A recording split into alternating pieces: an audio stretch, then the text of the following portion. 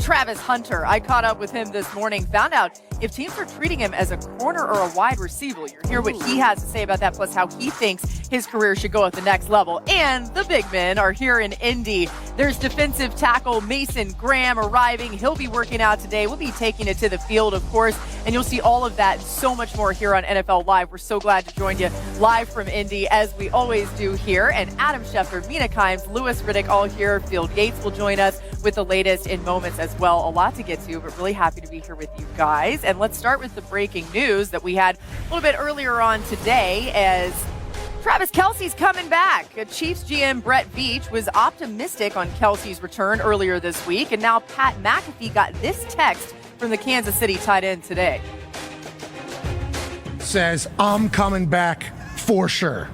Going to try and get to the best shape I've been this offseason and get back to the mountaintop.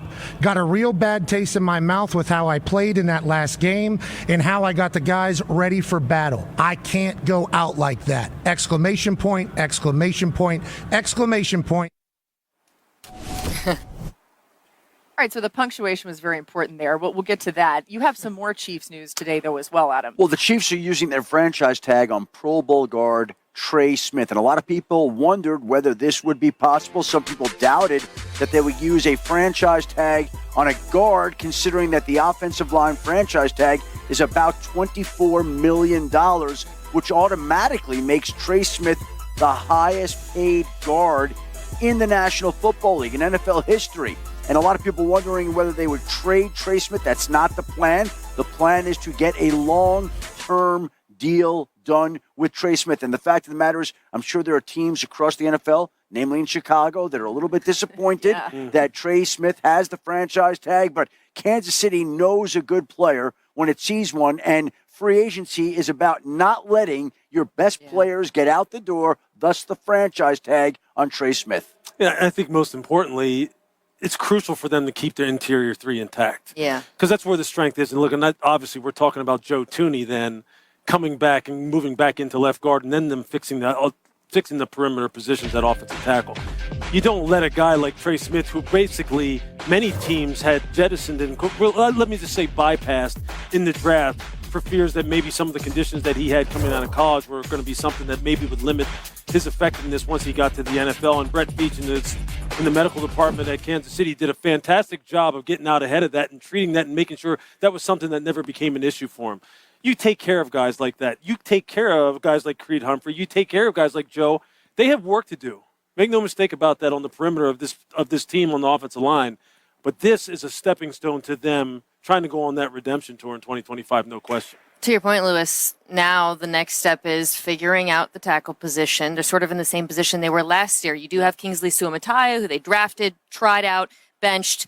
Do they see development from him? Do you want to bring in DJ Humphries and get some competition? But there are other positions on this team that are going to be areas of need because there are so many free agents. Now, if they do get a deal done with Trey Smith, you can bring that cap hit down a bit this year. Right. But this is still a team that does not have a lot of money and a lot of questions on defense. You bring back Justin Reed, who's become so indispensable to what they do on the back end. There's some, I think, lesser known, maybe underrated players on the defensive line, like Tershawn Wharton, Derek Nottie, who we don't talk about a lot with the Chiefs, but let me tell you, if they're no longer there because they can't afford them, that absence will be felt. And, of course, Nick Bolton, too. It's something to watch for sure on the defensive side. We did tell you off the top, Travis Kelce expecting to come back. How much does he have when it comes to effectiveness at this point in his career, Lewis?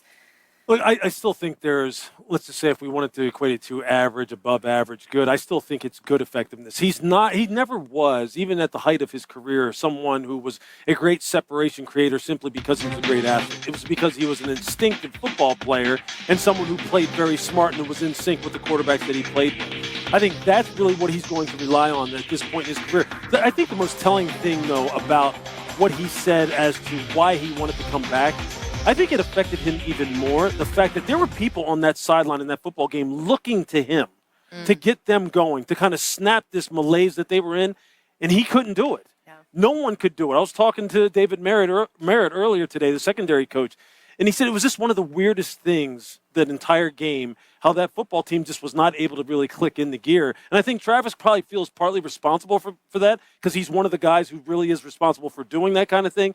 And the fact that they couldn't get it going, he just doesn't want to go out like that. Look, you saw what Patrick Mahomes already did with his haircut, right? You already saw it. He's already sending a message, man. Look, this is war this year. And these two guys, they're going to be at the forefront of that. I thought that haircut was sweet. So when you get a haircut, that means war? Well, it just means that you're serious. Look, it's like, all the other stuff is out the door. Like you, for instance. Women know this. Women know this. No, I mean, when you want to move on women emotionally, we know this. You get a haircut. Get a haircut, change it up, maybe a different color. I don't know. Cut the bangs. So we're going to, bangs. It's always essentially in a different version of war. All right, we'll keep an eye on the Kelsey situation. He had 7 catches for 117 yards and a touchdown the divisional round against the Texans last year. Just 6 catches for 58 yards.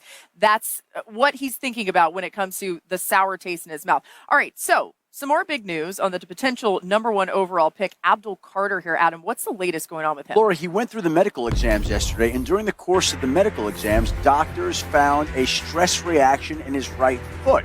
He huddled with medical doctors last night and this morning, underwent further scans to determine whether or not he would need surgery on his right foot that would sideline him about 8 weeks. But after looking at the scans this morning, doctors made the determination and advised him not to have the surgery. And right now he's scheduled to have his pro day March 28th at Penn State. He's not going to work out here, which he already had decided not to do due to the shoulder injury that he suffered in the college football playoff against Notre Dame. So he wasn't working out here anyway, but now he will target March 28th. And I'm sure there'll be a lot of curious teams, especially at the top of the draft, with him being the projected number 1 overall pick potentially. They're going to want to see how that right foot reacts. They're going to want to get a look at that right foot, and we'll see how it holds up here almost a month from today. Well, Abdul Carter posted on X this morning. You referenced that March 28th date. He was referencing that, too. He said, "You can't stop greatness." Y'all thought I was going that easy? This is just going to make the movie more interesting. See y'all March 28th. Bring you popcorn. I love this. Hashtag number 1 overall pick, 56 days. It's already written. The confidence is not lacking there. We love it. Lewis, if you're the Titans sitting at number 1, how does this impact your willingness to take Carter?